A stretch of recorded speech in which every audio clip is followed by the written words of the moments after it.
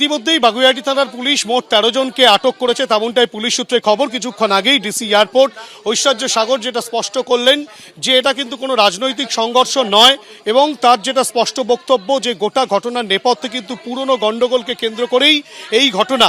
যদিও সঞ্জীব দাস ওরফে পটলার পরিবারের সদস্যরা সরাসরি অভিযোগ করছেন যে পরিকল্পনা মাফিক কিন্তু তাকে খুন করা হয়েছে, কেননা যখন এই খুনের ঘটনা ঘটে তখন কিন্তু রীতিমতো সেই জায়গায় বিদ্যুৎ সংযোগ বিচ্ছিন্ন করে দেওয়া হয়েছিল। এবং তোমাকে বলে রাখি, এই ঘটনার যখন সূত্রপাত তখন এক প্রস্তে যখন গন্ডগোল হয় তখন সেখানে পুলিশ গিয়ে পৌঁছলে সেই সময় খানিকটা গন্ডগোল থেমে যায়, কিন্তু তখন সঞ্জীব দাস ওরফে পল্টু তিনি আহত হয়েছিলেন।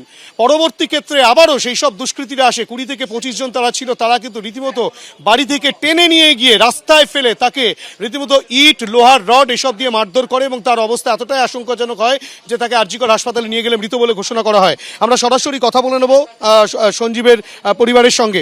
ঠিক কি অভিযোগটা রয়েছে, কারাই খুনটা করলো? সঞ্জীব তো তৃণমূল কংগ্রেস করত। হ্যাঁ, মানে ওকে রাত্রির 2:30টার সময় ওকে বাড়ির থেকে নিয়ে গিয়ে খুব মারপিট মেরেছে, মানে লোহার রড টড দিয়ে এমন মেরেছে মাথার ঘিলু বেরিয়ে গেছে পেছন দিক দিয়ে। খুন করে তারা কারা?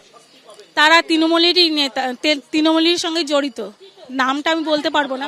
আপনার ভাই, আপনার দাদা সঞ্জীবও কি তৃণমূল কংগ্রেস করত? হ্যাঁ, ও তৃণমূল অনেকদিন ধরেই করতো। আপনাদের কাদের বিরুদ্ধে অভিযোগ রয়েছে? কাউকে কি জানিয়েছিলেন, নেতৃত্ব কাউকে? হ্যাঁ, দেবরাজদাকে জানিয়েছিলাম, দেবরাজদা দেবরাজ চক্রবর্তী ফোন তোলেনি। তারপর কাউন্সিলরকে জানিয়েছিলাম, সেও ফোন তোলেনি। সুতরাং কাউন্সিলর এবং দেবরাজ চক্রবর্তী তৃণমূল নেতা, তাকেও কিন্তু জানানো হয়েছিল, পরিবারের সদস্যরা তেমনটাই বলছেন। ইতিমধ্যেই দেবরাজ চক্রবর্তী তিনি রয়েছেন, আমাদের সঙ্গেই রয়েছেন দেবরাজ চক্রবর্তী। দেবরাজ, একটাই প্রশ্ন, পরিবারের সদস্যরা বলছেন যে আপনাকে কাউন্সিলরকে বারংবার ফোন করা সত্ত্বেও আপনারা ফোন ধরেননি, কোনো সদুত্তর দেননি, এবং তৃণমূল কংগ্রেসের কর্মী খুন হলো তৃণমূল কংগ্রেস কর্মী রাতেই, তেমনটাই অভিযোগ। কি রাত্রি 1:30টা অবধি তার পরিবার এবং পাড়ার অনেকের সঙ্গে আমার কথা হয়। প্রথমবার যখন এই ঘটনা ঘটে স্থানীয়ভাবে মারপিট হয়, তারপরে যখন 3টে সাড়ে 3টের সময় এটার পুনরাবৃত্তি হয় তখন আমার ফোনটা সাইলেন্ট ছিল, আমি কলটা মিস করে গেছি। তারপরে সকালবেলা 7টার সময় যখন আমি জানতে পারি তখন থেকে তাদের সঙ্গে আমার যোগাযোগ হয়েছে। বললো তারা কি তৃণমূল কংগ্রেসের কর্মী? তারা তো পরিবারের সদস্যরা তো তেমনটাই। আমি আবারও বলি, এখানে তৃণমূল অন্যান্য রাজনৈতিক দলের কথা আমি বলতে আসিনি। আমরা চাই সকলে মিলে, তৃণমূল হোক অন্যান্য রাজনৈতিক দল হোক, যে এটার সঙ্গে যুক্ত তারা শাস্তি পাক। আমি আবারও বলছি যে একটা স্বজন হারার যে কষ্ট, সেখানে কখনো সেটা নিয়ে রাজনীতি হতে পারে না। আমার সঙ্গে এই পরিবারের দীর্ঘদিন ধরে যোগাযোগ, এবং আমি চাই যে এদের সকলে শাস্তি হোক। তাহলে যুক্ত কারা, কি মনে করছেন?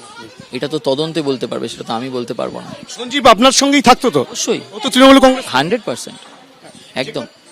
আপনি বলছেন সঞ্জীব আপনার সঙ্গেই থাকতো, তৃণমূল কংগ্রেসের সক্রিয় কর্মী, ওই এলাকায় অনেক কাজ করত, এবং সঞ্জীবের পরিবারই অভিযোগ করছে যে যারা খুন করেছে বা যারা রয়েছে তারা আপনার ঘনিষ্ঠ, এবং তারপরেই পরিকল্পনা করে।